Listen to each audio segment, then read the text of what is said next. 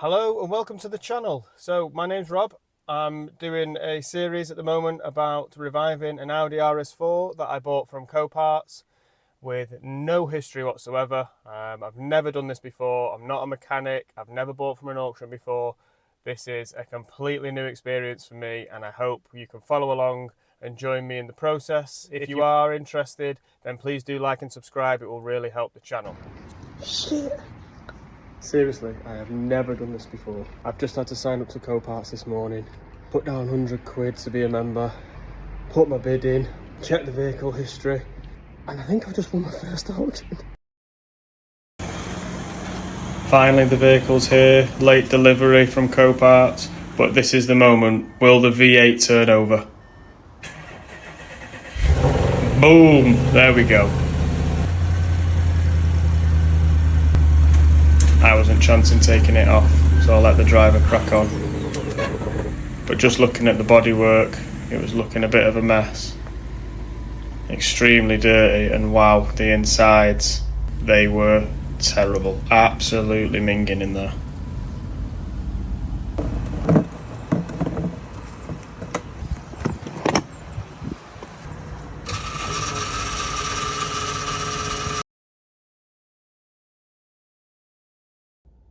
So I've just had a call from Steve over at Alan Thompson's, and we've had the kind of pre-inspection since the vehicle was dropped off earlier on in the week.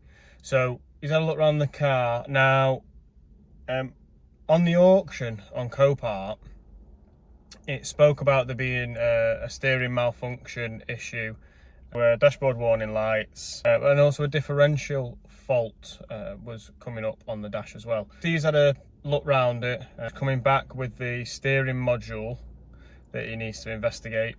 There is also an issue with one of the shock absorbers on the rear right. The vehicle's sitting a bit low on that side. Aircon fault code as well, and there's one of the tyres is down to cord. It's got a cut on the inside when he's lifted the vehicle up on the ramp. The sports exhaust has valves, so when you go between comfort mode and the sport mode, I've forgotten what the name of it is, those valves open and close to give you a better exhaust note and also to enhance the performance. One of those valves is seized closed, and the other valve on the other side is seized open. So that's again something we have to look at. Positive though, there is no sign of oil leak underneath the engine, which is 2/3 of the trays there. It's absolutely smashed to bits. So that's been taken off, but underneath, no signs of oil leaking from the engine itself and from the differential at the rear. So he was very happy with that, considering it's quite a high mileage example, and obviously it had been at auction, so we were worried. I was expecting the worst, and it doesn't seem to be that bad mechanically, this car, but obviously this steering module issue we need to get to the bottom of, and the shock absorber as well. Corroded coolant pipes causing problems. It's very early on a Sunday morning. Car is still at the garage having some work done.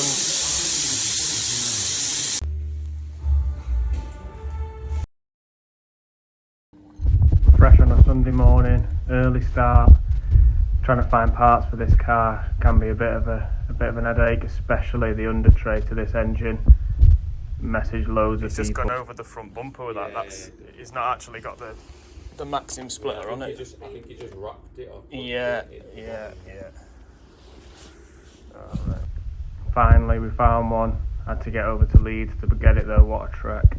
Okay, so that was Adam over at the Breakers Yard in Leeds. I don't know if you can see just behind me, I've put the engine cover. I got some footage of it, not very good, I suppose. Now back home to Manchester. Let's go.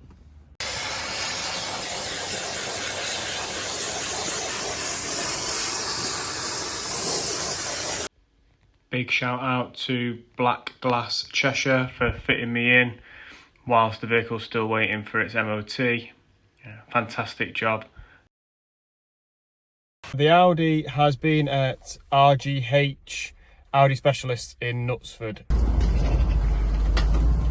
having the DRC recharge and new oils.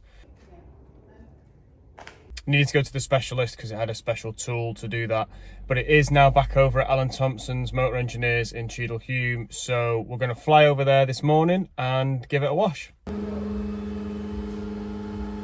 Mechanically, this vehicle isn't in too bad of a shape, which was a big surprise for us, but the bodywork is a nightmare.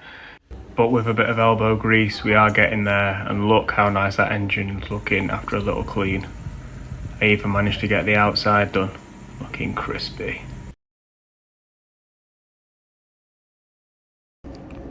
Now back at Alan Thompson's, and I haven't seen the car for like 2 weeks, and I'm absolutely buzzing to be back, and here she is.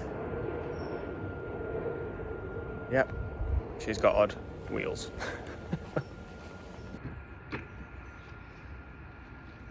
Still working towards the MOT on the car, so the only time I get a chance to drive it is in and around the yard.